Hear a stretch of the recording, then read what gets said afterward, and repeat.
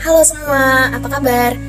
Nah, di sini kami dari kelompok 3 akan memaparkan materi mengenai permintaan agregat 1, yaitu membangun model IS dan LM. Nah, sebelumnya izinkan kami memperkenalkan diri dari kelompok kami, yaitu Baik, di sini saya akan melanjutkan, yaitu yang A, pasar barang, pasar barang dan kurva IS. Yang pertama ada pengertian pasar barang dan perpotongan Keynesian.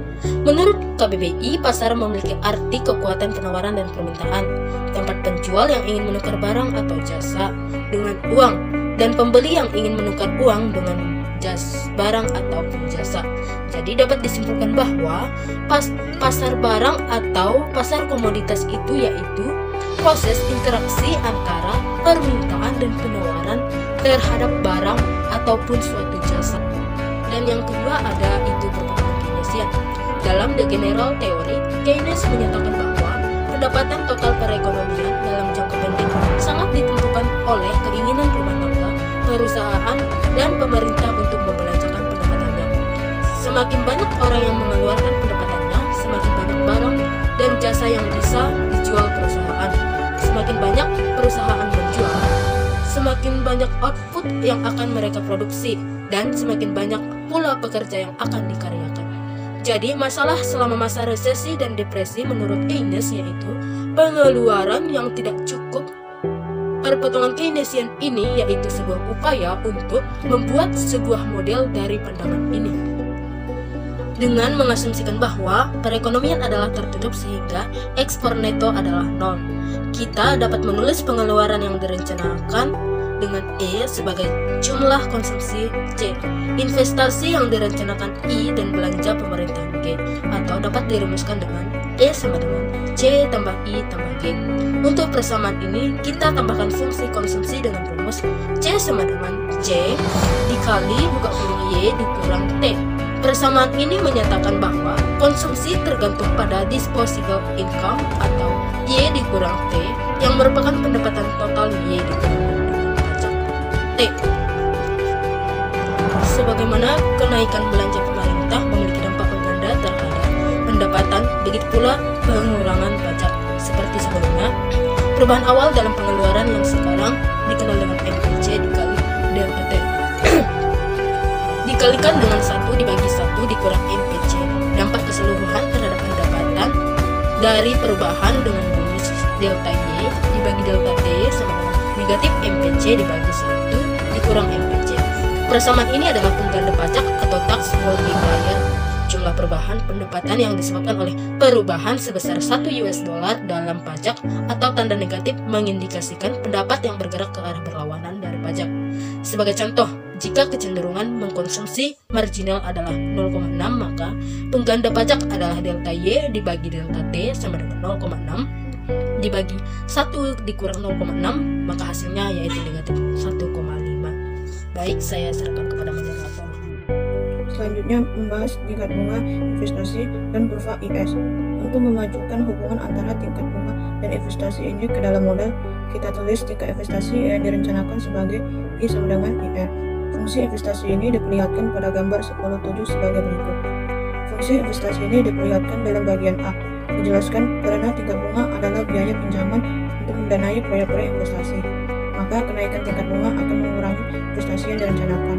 Akibatnya, bunga investasi miring ke bawah. Berikutnya, pada bagian B, terlihat di situ bahwa pergeseran dalam fungsi pengeluaran yang direncanakan menyebabkan tingkat pendapatan turun dari Y1 ke Y2. Dengan demikian, kenaikan tingkat bunga mengurangi pendapatan. Yang terakhir, kurva IS yang ditunjukkan dalam bagian C. Dijelaskan di situ bahwa meringkas hubungan antara tingkat bunga dan tingkat pendapatan ini. Esensinya, kurva IS mengkombinasikan interaksi antara R dan E yang ditunjukkan oleh fungsi investasi dan interaksi antara I dan Y yang ditunjukkan oleh perpotongan Keynesian. Materi selanjutnya yaitu mengenai bagaimana kebijakan fiskal menggeser kurva IS. Nah, sebelumnya, kurva IS menunjukkan untuk tingkat bunga berapapun, tingkat pendapatanlah yang mendorong pasar barang menuju equilibrium. Nah, sebagaimana pada perpotongan Keynesian, tingkat pendapatan juga tergantung pada belanja pemerintah dan pajak. Nah, pada gambar berikut menggunakan perpotongan Keynesian untuk menunjukkan bagaimana kenaikan belanja pemerintah sebesar delta G menggeser kurva IS. Nah, gambar yang disajikan berikut ini untuk tingkat bunga tertentu dan juga untuk tingkat investasi yang direncanakan.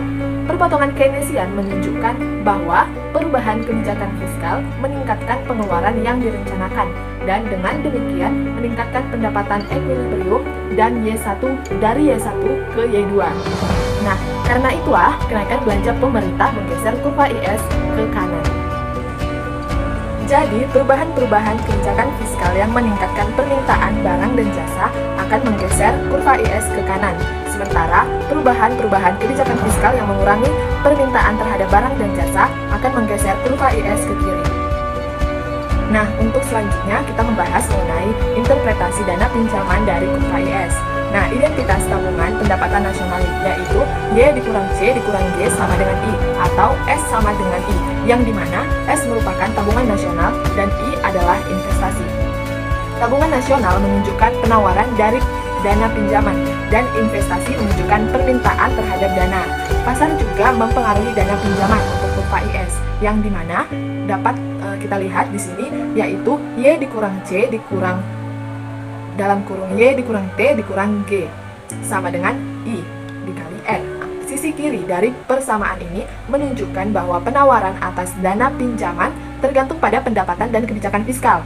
Nah, sisi kanannya menunjukkan bahwa permintaan terhadap dana pinjaman tergantung pada tingkat bunga. Nah, tingkat bunga disesuaikan untuk menyeimbangkan penawaran dan permintaan terhadap pinjaman.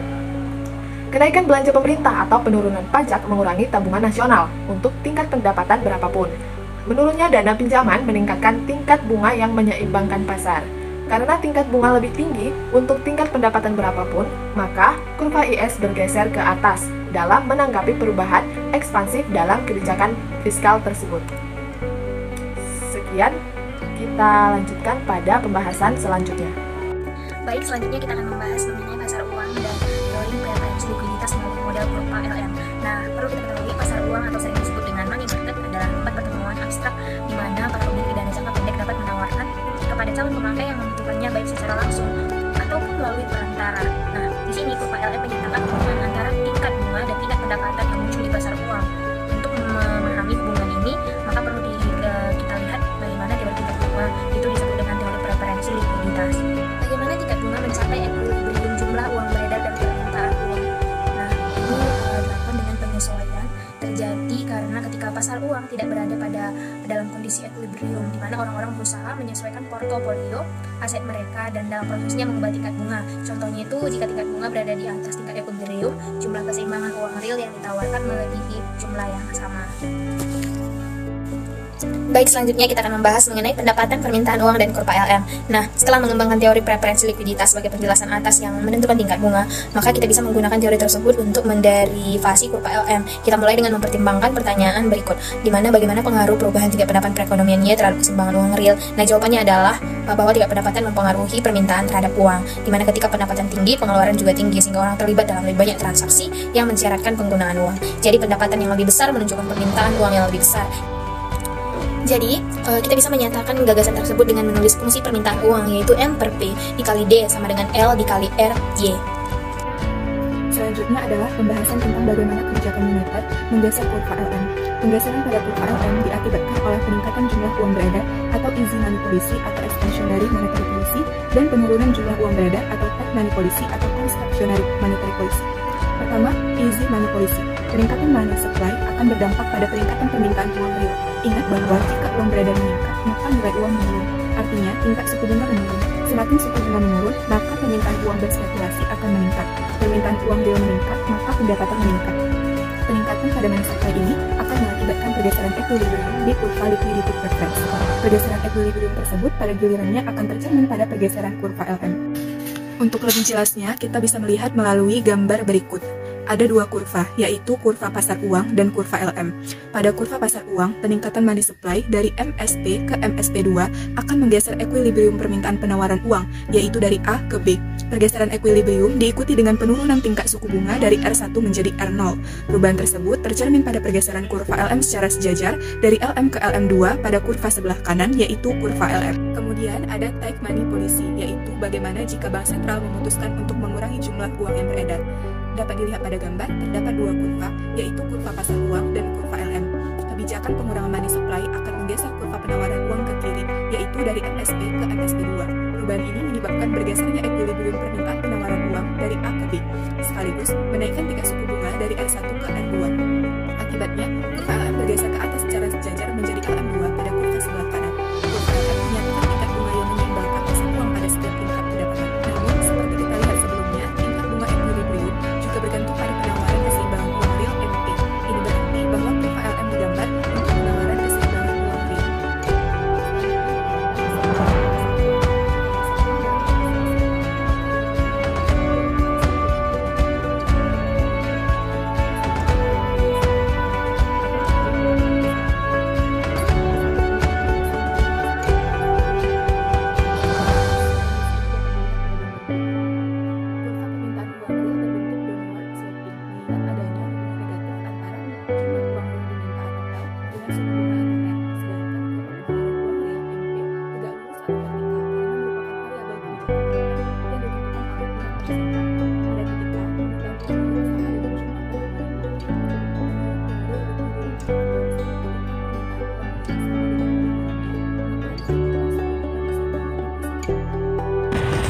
Materi yang ketiga adalah penurunan kurva LM.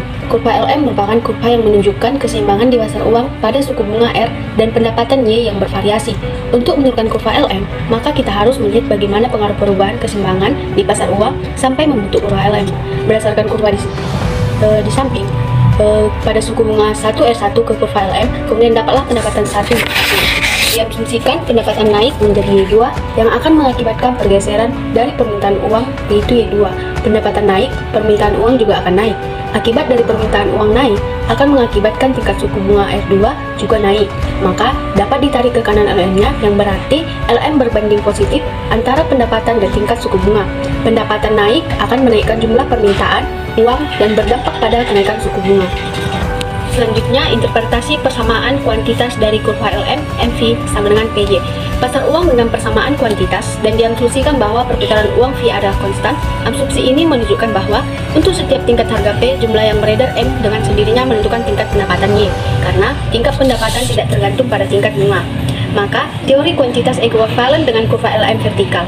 Kita bisa menderivasi kurva LM yang berbentuk miring ke atas secara lebih realistis dari persamaan kuantitas dengan menghilangkan asumsi bahwa permintaan terhadap keseimbangan uang real hanya tergantung pada tingkat pendapatan. Namun, sebagaimana kita nyatakan dalam diskusi tentang model preferensi likuiditas, permintaan terhadap keseimbangan uang real juga tergantung pada tingkat bunga.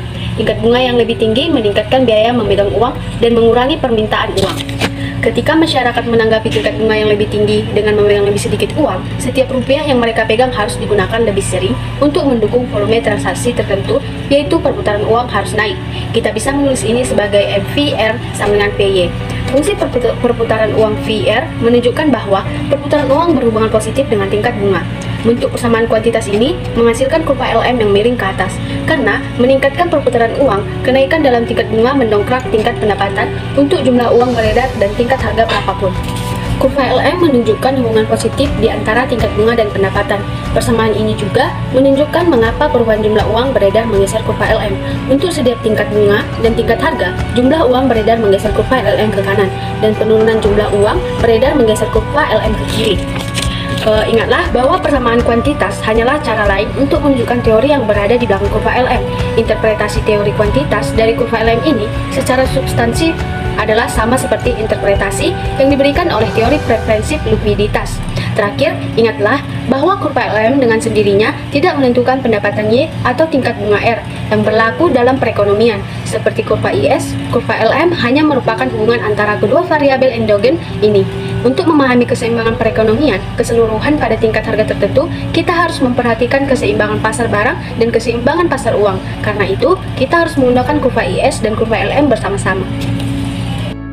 Baik teman-teman, demikian pemaparan materi dari kelompok kami, yaitu kelompok 3 mengenai pada model LM dan IS. Semoga dapat bermanfaat bagi kita semua. Kami dari kelompok 3 mengucapkan banyak terima kasih yang sudah menonton video ini. Sampai jumpa. Bye.